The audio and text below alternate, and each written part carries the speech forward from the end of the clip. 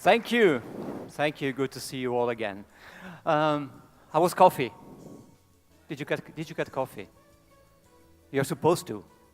Okay. Good. So I'd like to talk about value. How's the volume? Is it too loud? Should I speak? I don't want you guys to fall asleep. No, it's okay. Okay, good. So then again, the subject of this talk is value. Now, once again, we changed the program last week after the printed program was printed.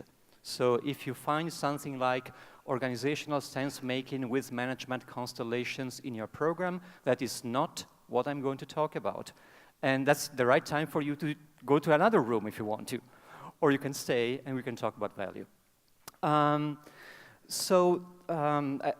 What I do is I work independently as a consultant with companies. I help them in their organizational change, you know, the usual stuff, you know, coaching, management training, blah, blah, blah, blah, blah, blah. So I see a lot of projects and I see a lot of companies working on their products and, you know, all kind of stuff. And I started thinking a while ago that much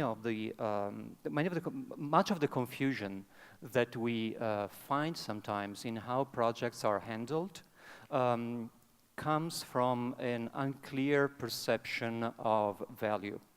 So I decided to start investigating this concept of value and see what it means.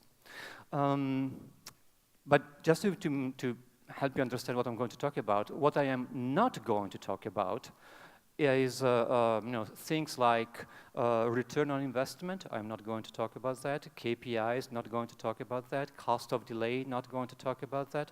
So I want to go a bit deeper than the usual perception of value in terms of money. Okay, I want to go a bit deeper than that. So I'd like to start from you. What I suggest is that you spend like 3 minutes of your valuable time talking with someone next to you.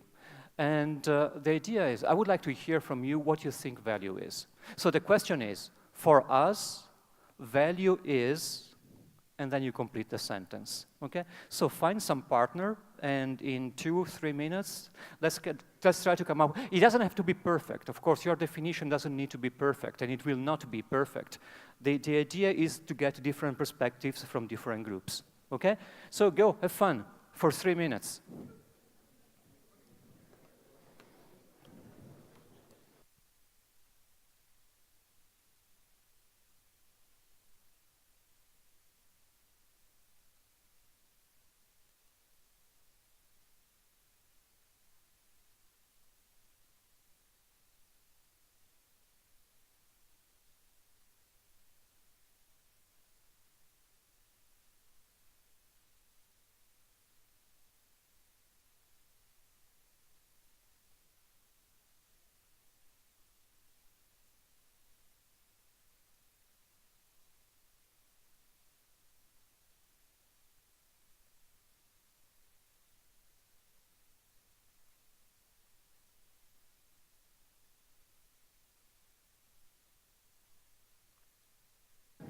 So let's continue. What do you think? Yeah. So any insight into the definition of value? Anybody wants to share? So remember, the question was, for us, value is? Happy players, as we are in that company. Happy players. Happy players, okay? And? Value is to help customers understand their needs and achieve them. Okay. Everybody? Okay, here, the lady here. For us, value is something that makes the life easier and better day by day, bring additional emotions, good emotions, and for sure save our time. Okay. Did you guys hear this lady? Yeah. Okay. So improves lives and emotionally good. Okay. Yes. What? Yes. Value is a system of personal and other characteristics which drive us to a better result each day. Okay, so it was more about values. Values are what drives you. And okay, thank you very much. Yes? Oh, sorry. This is a thing that gives us profit. This is a thing that gives us profit. That gives us? Okay, okay. Okay. Anybody really wants to share, or should I continue? I will continue, okay? Good. As you can see, there are different perspectives of value. And as I said, I spent quite a lot of time investigating this concept of value. So I started looking around at formal definition of value in Agile. And what I want to do at the moment is just to give you a brief overview of different perspectives of value. Like, for instance, in the Value Manifesto, we do talk about value, and we say that we deliver valuable software on a regular basis. What they don't do in the Agile Manifesto is to define valuable. There is no definition of what is valuable, okay? Which is probably a good idea, but that's what it is. If you look at the Scrum Guide, that's even more interesting, because there are 17 times the word value is mentioned, but there is no definition at all. Okay. Even more interesting. Or you might want to look at some training material. In training material, a definition I found for profit organizations, not non-profit, for profit organization, value is represented in money terms that result from blah, blah, blah. So value is money for these guys. If you ask Ron Jeffries, he would tell you that value is what you want. It's a bit zen, okay? But it's probably an interesting definition of value is what you want, what you desire, what moves you, okay? If you talk with Tom Gilb, Tom has a different perspective, and he says that value is perceived benefit, and that means that it's the benefit that we think we get from something.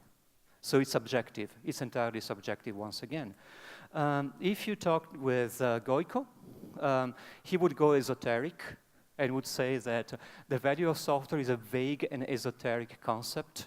Okay, so as you can see, that this idea of what is value, it's not very clear. And the reason why it's not clear, in my opinion, is because it's very complex. And so, depending on what you want to look at, you see different things. Now, one thing is value, but another thing that you guys mentioned, like the gentleman over there, is values.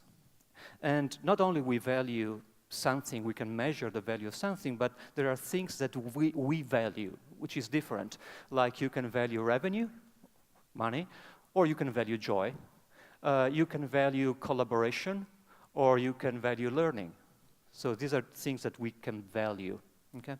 Now, in the end, to me, the question was, when it comes to delivering value, the question is, deliver what, to whom, and why? What is what you can actually deliver? And that could be measurable, but to whom is an important question because it's subjective. So different people have different perspectives on what is valuable for them. And most important, why? Why is that important for them? What are the values behind their perception of value? Okay, that's a good question for me. So I started, exploring based on this idea. Just a couple of minutes. Let's talk about money. Money is important, duh, and that's it. Okay, and that's a story about money. I'm talking about, in this context, in the context of my talk. Okay. Of course, money is also a trailing indicator, meaning that if you measure your income flow, you might find that in the last month, your company made $1 million, which is okay, or euros, whatever. You could also find that you lost 10 million euros, which could be a problem, and it's too late. Okay? So it's a trailing indicator.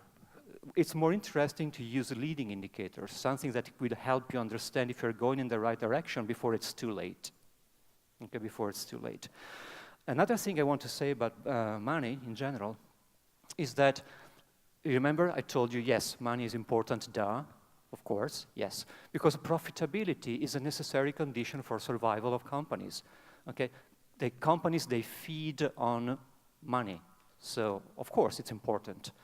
But many of the brilliant companies and organizations in the world, they understand that money is important, but it's not the end in itself.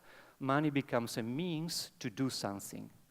So it's not the end on itself. And this connects to the concept of values. what is it that these companies value and that they can achieve with money? Like Merck, the Merck Corporation, for instance, it's a pharmaceutical corporation, and they do interesting things. And I'll mention Merck again later.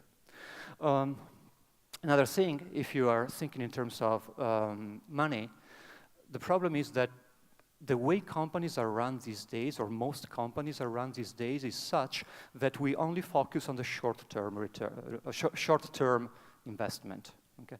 And that's a problem in the position of the executives. Executives are evaluated on a 3-month mandate. So if you don't generate money for the company 3 months, after 3 months, after 3 months, you're not good for this company.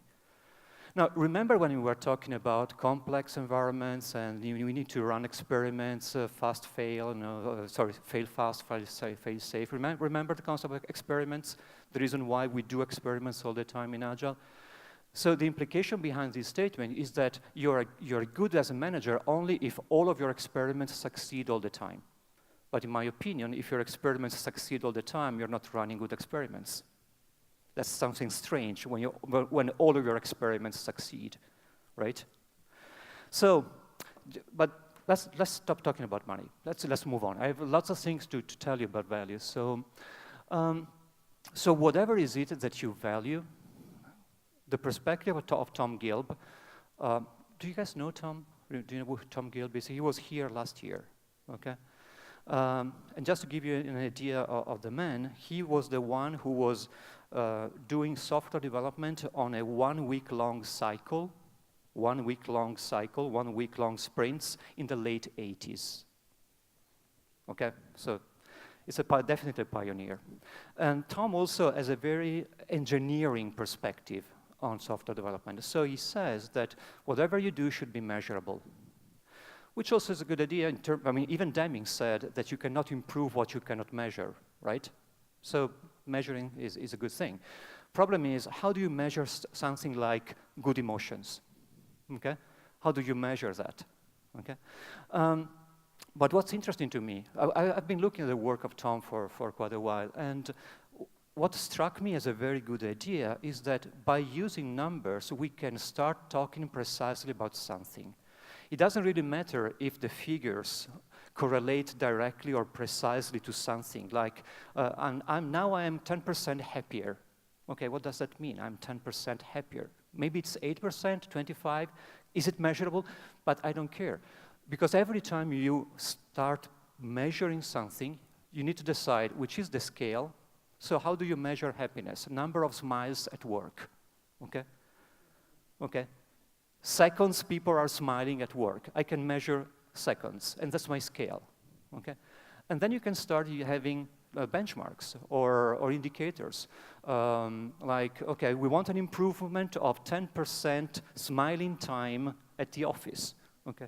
But now, it doesn't really matter if this is a precise measurement. What is important is that by doing so, you start talking deeply and precisely with other people about your definition of happiness, about how you measure happiness.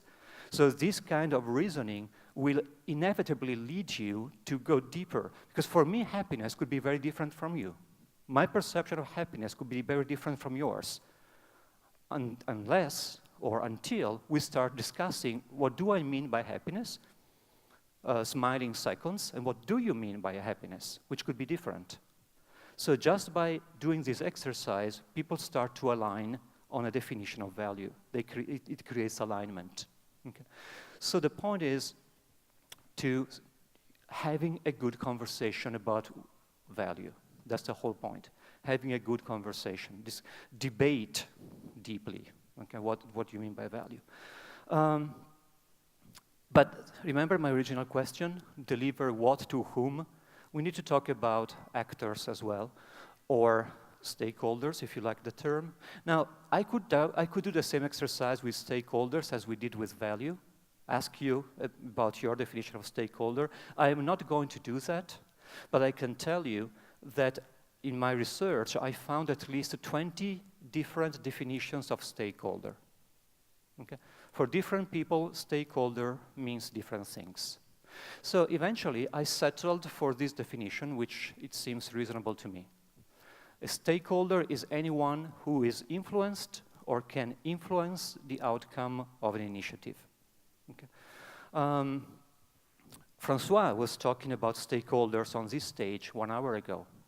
He was talking about air traffic control and so on and so on. How many of you guys were here at Francois' talk? Okay, about 50%, more or less 40%. Good, thank you. So he was discussing air traffic control. Now, a category of stakeholders that he didn't mention, because it was not necessary, was passengers, right? So if you're a passenger, you deeply care about air traffic control, even though nobody probably will ask you, what do you think about our new system? Okay, but you're definitely a stakeholder. Okay, development teams, in this definition, they are stakeholders because they can influence the outcome of a project, and they are influenced by the outcome of the project. So if you take this definition of stakeholder and you start talking with all these kind of people, you can start creating categories. One common way of categorizing stakeholders is using the classical power interest grid, which means that each of these stakeholders have a different level of power. Like, for instance, headquarters, they could just pull the plug on the project. They could say, sorry, we are not funding this project anymore. Okay, maximum power. Okay, or you could have no power at all. Okay, or interest. The headquarters could not be highly interested in this specific project because they have many other things to take care of, but the project manager has a high interest in this project. So, you know, power and interest. And depending on where you place them on the grid, you might want to, let's see if this thing works. You might want to, sorry, I'm experimenting here. You might want to engage these guys. Okay. Everyone who has a high power and a high interest, you want to engage constantly, right? Have constant conversation with them about how we're doing, what is valuable, and so on and so on. These guys you might want to keep happy. This guy you just monitor. You don't need to go to them and have a conversation, and you just need to make sure they're happy.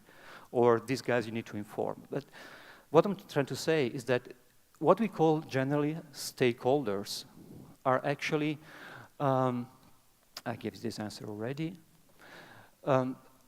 Stakeholders are a critical part in our value system.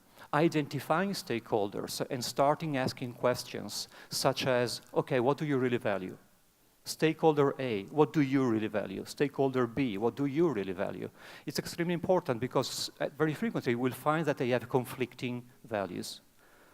And that's one of the reasons why it's so hard to deliver value when you have conflicting definitions of value in the same project. I'm not saying it's impossible. I'm saying it requires a bit more intelligence than usual. Okay.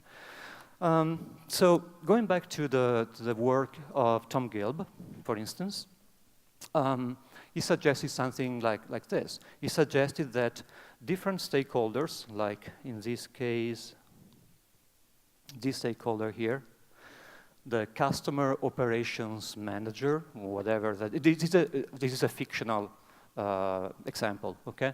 Now, this guy, just one stakeholder, could have 1, 2, 3, 4, 5 different goals. And each of these goals have a value for this stakeholder, okay? Like, for instance, it's just one stakeholder, right? So provide good customer service, that's a goal. Customer recommend our service to friends, that's another goal. For each goal, you could have different strategies. And a strategy is the way we're going to try to reach that goal and measure it. Remember I was talking about measure? Okay? That's when you start measuring things. And that's why I've put this arrow here. Like for instance, if we reduce the number of calls to our support center, then we will reduce costs, blah, blah, blah, blah. That's a strategy.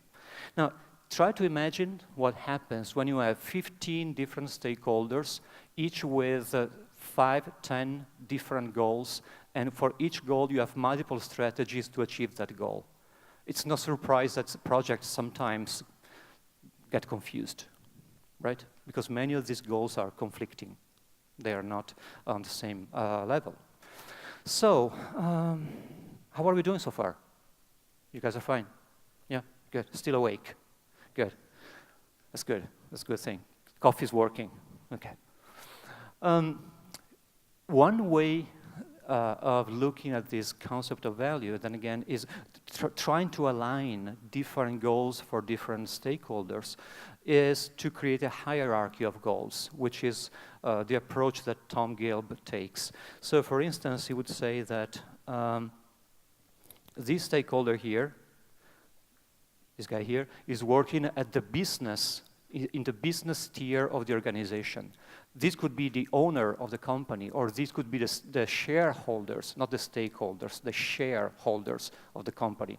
So they care about money, and that's good. That makes sense. So they care about profit and market share. These are their two goals. But then you have another tier in the organization, like, for instance, managers, okay? Owners, managers, okay? Managers could have different goals, like reducing training costs or user productivity. The thing is, this goal here can have different strategies to be achieved, and each of these strategies becomes a goal for the lower tier. Okay? Something like this. Okay? Something like this. It's very hierarchical. I'm not suggesting this. I'm just telling you what I found when I started looking at how people deal with value, okay? The reason I don't really like this is because I don't think that value and values can be arranged hierarchically. But I'll get back to this point in a second. So that's another reason why I don't like the hierarchical approach to values. Because if I'm telling this gentleman, okay, these are my goals and these are my strategies, and my strategies now become your goals, and I'm going to measure your results, okay? I'm imposing on this gentleman measurable, as you can see here, external, imposed by me, measurable goals, which usually kills personal motivation. Okay? That's another risk when you impose your goals on someone else. Okay. But let's move on, because as I said, there's a lot of things to say. My perception is that things are a bit more organic than this. Now let me close this stuff here. Okay. And I want to go back to the stakeholder map, and I want to point out that these stakeholders, they don't live in outer space. They are interconnected with each other. I mentioned passengers, for instance. Airline passengers usually have very low power, and they have interest in traffic control, but they have very low power until they get scared flying, or they get angry, or they get injured, or they get killed. And at that point, their influence on other stakeholders becomes extremely important. Okay? So stakeholders can influence each other. And this is actually a complex adaptive system. These correlations of influences between stakeholders is a complex adaptive system. One stakeholder, which is apparently not very important, can have a huge effect somewhere else in the value system. Okay? Which is why I'm telling you that value is more complicated than it looks like. So, yeah, it's a complex adaptive system. We can go even deeper, and we can say that for each stakeholder, remember I mentioned that each stakeholder can have different goals for different strategies. Remember, that's another stakeholder, that's another stakeholder. Okay, these are correlated to each other, like this. You could have, let me give you an example of values that could be working against each other. We value software quality and we value speed. We value time to market, okay? We value quality and we value time to market. And maybe you have one stakeholder in your company who is a technical lead, and the technical lead will tell you that we need to be very rigorous in the way we do our TDD stuff and blah, blah, blah, blah, blah. And then you have the project manager that says, but we need to go on market in 1 week, okay? So you So you stop writing your tests. And that has an effect later on the system, because at that point quality decreases even though you have achieved time to market in the short term, right?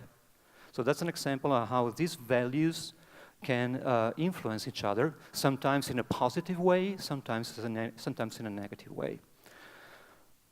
So time flies. So I'm wondering, are you guys familiar with impact mapping? Impact maps? No, you really should. I mean, that's my recommendation to you. Take a look at impact maps by Gojko Azic. Impact maps are a nice way to correlate why we do something with what we do. Okay? Why we do it and what we do. And in between is why we do something, who can help us achieve that, in which way they can help us, and what can we do to achieve that. Okay? Like in this example here, I took this from the web. This is a real example. I mean, this guy wanted to increase visitors to the Agile coach, that's his website, by 100% in this time frame, in a certain time frame. Okay, that's actually, from my point of view, that's not a why. That's a what. The why is I want more visibility. Okay, that would be a why. But anyway, he says, okay, increase visitors. Who can help me achieve this goal? Readers and author. Okay. In which way? Well, the author, for instance, could increase reputation. That's one way. And so what I'm going to do is to seek referrals and produce quality and quantity, blah, blah, blah, blah, blah, blah. So this is what, this is how, this is who, and this is why. Which correlates to stakeholder goals, stakeholders, okay, strategies, and goals. But goals and strategies, sorry. In other words, this is a why, okay? These are stakeholders, these are strategies, and these are goals, okay? So it's another way of representing that. And you can also put numbers on this, as Tom suggested. Now, let's talk about values, okay? Because things are really complicated. As I mentioned, one thing is what we want to achieve, the other thing, which is something valuable, and the other thing is why we want to achieve that. And the why depends on the values, okay, values.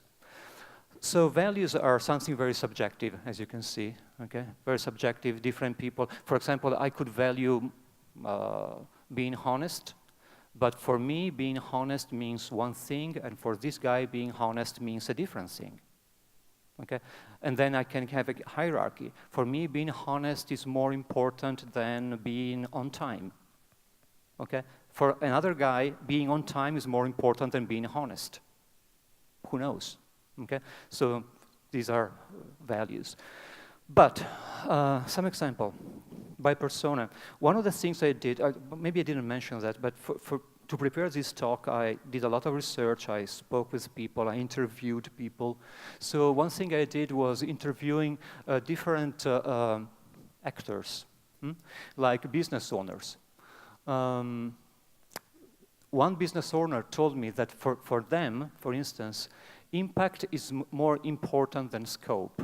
The effect our business initiatives produce is more important than the business initiative itself.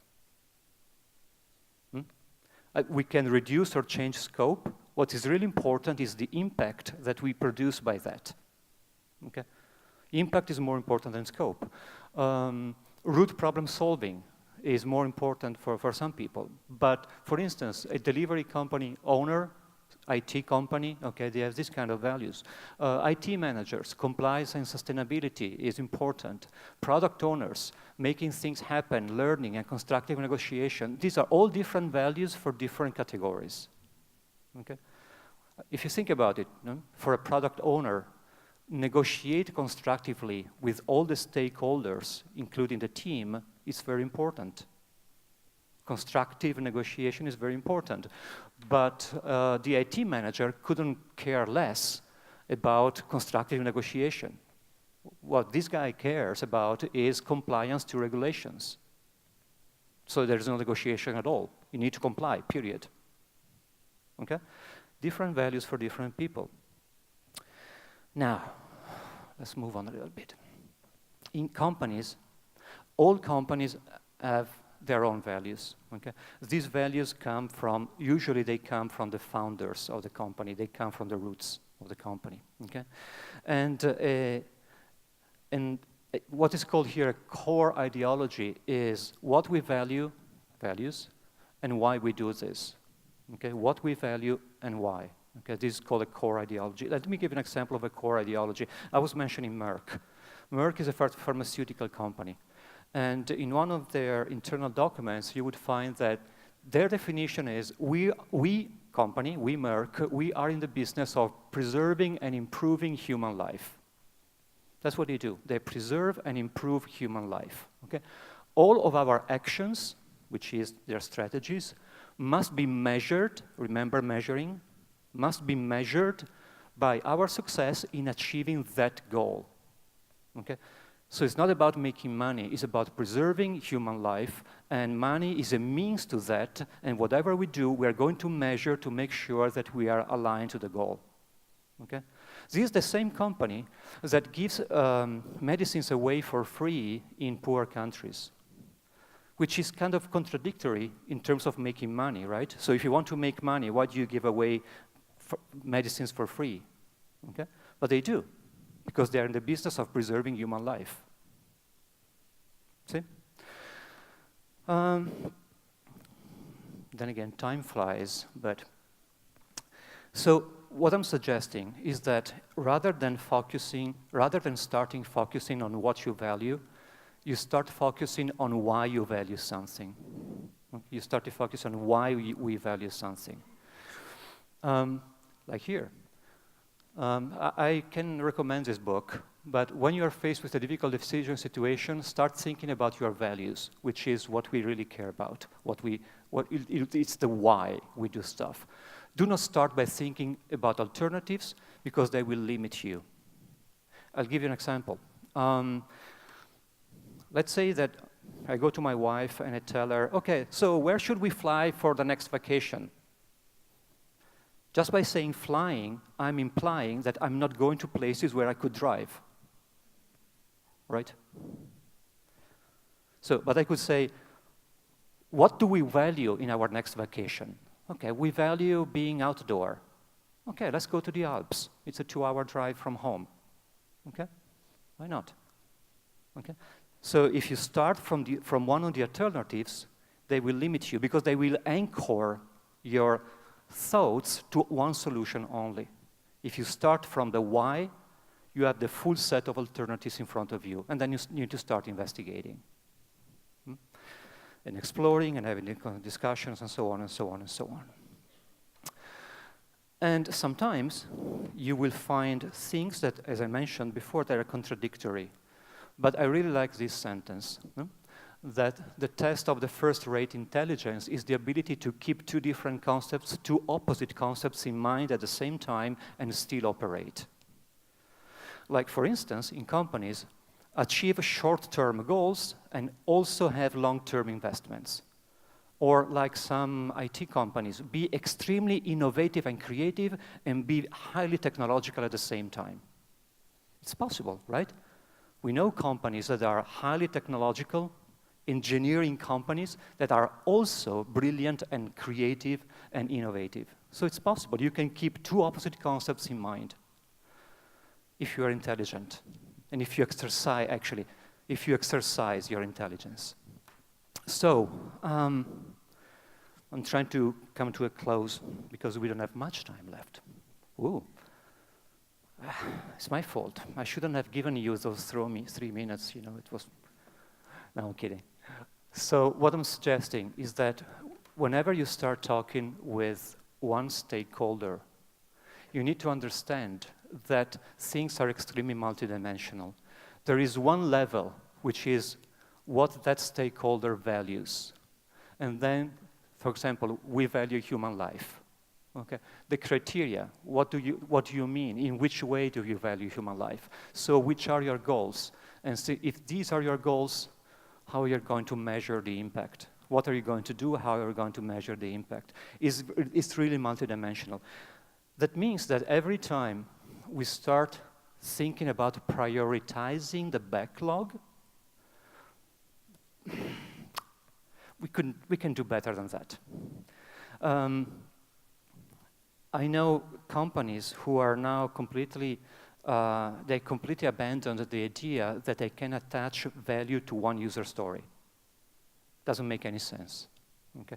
Because every user story or whatever, or even every sprint is just an experiment, okay? So you deliver something and then you see what happens because you measure the results.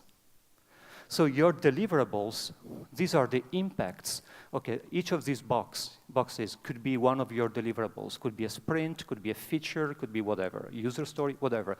But you keep delivering things that produce impacts. You measure the impact, and at the same time, you keep an eye on your value. Okay? Are we generating value in this moment for that stakeholder? And you constantly review that. Okay? You could say, okay, for 2 weeks, we'll take care of this stakeholder, and then for the next 2 weeks, we'll take care of that stakeholder. Okay? Because they have different perceptions of value. Of course, they need to agree one way or another. And that's the next part. So, eventually, the only visual representation I could find, my personal simile of value is this Escher picture.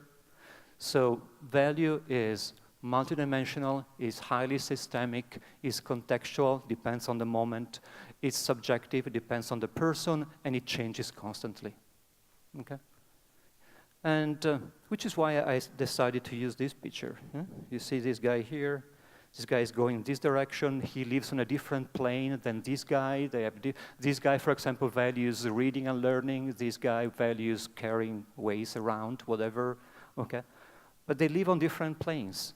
Their perception of value live on different planes. So let's move on. So what do? First thing you do is whenever you want to optimize, whenever you want to generate value, do not optimize to just one part of the system. Now, I'll give you another example by what I mean. What I'm suggesting is that every behavior in an organization, whether it is functional or whether it is dysfunctional, whatever behavior there is there for a reason. It doesn't come out of the blue. It fulfills a purpose. Okay, it fulfills some kind of purpose. And behind this purpose, usually, there is values and value. Like this guy, unused product features. We all know that we still produce software with a high percentage of features that nobody uses. I assume you know that, right? And when I say high percentage, I mean 30%. Okay? Let's take Microsoft Word. Okay? Do you use all the features in Microsoft Word all the time? I don't think so, right? But they can be useful sometimes to some people. Okay. Now, unused product features, sometimes they could be, or bureaucracy, sometimes they could fulfill a purpose. Like, oh, by the way, I should change this. When I say project bureaucracy, I should say excessive project bureaucracy. Okay, excessive project bureaucracy. What I mean is, if you are dealing with air traffic control systems, yes, please give me some bureaucracy. I appreciate that. Okay, I fly a lot. Okay, but when there is excessive bureaucracy, that could be an indication of something else, like save somebody's ass, right? That's the purpose of excessive bureaucracy, to shift responsibilities from one to another, right? Okay, and that fulfills a purpose. Okay, fulfills some purpose. So you could say, yes, in this company, we value covering our ass so much that we compile piles of paper all the time. Okay? So that's an example of a dysfunctional value system. if you bring that to the surface, you can help the system adjust and change its behavior. So that's the whole point. The whole point is to bring about system awareness, okay? Give a systemic perception of values and value for all the stakeholders in your value system. Starting from that, you can have more meaningful conversations and run more effective projects. Ways to do this are, I'm going to skip this very quickly because time is over. Transparency, empathy, understanding each other, and non-judgmental attitude. But I don't want to go into this. I want to give you some advice. One thing you can do is bring stakeholders into the same room, okay, and have meaningful conversations.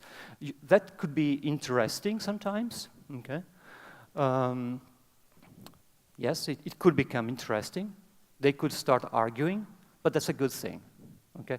At least they will start to understand each other, especially if they exercise empathy and non-judgmental attitudes, okay? There's only one exception to this rule. Sometimes corporate politics are so strong that you cannot put two people in the same room. Okay? So if you're a coach or if you're a consultant, you can talk to one guy and talk to the other guy, create some common ground, and then bring them into the same room. Okay? So what I try to do is I try to give you different perspectives of values. So a systemic value, a hierarchical value. And the thing is, try to visualize that. Try to make it visible. You can use any of the techniques that I presented. You can brew your own stuff, invent your own ways of bringing systemic awareness over values and value, and just be happy. And I'm done. Thank you very much. Thank you.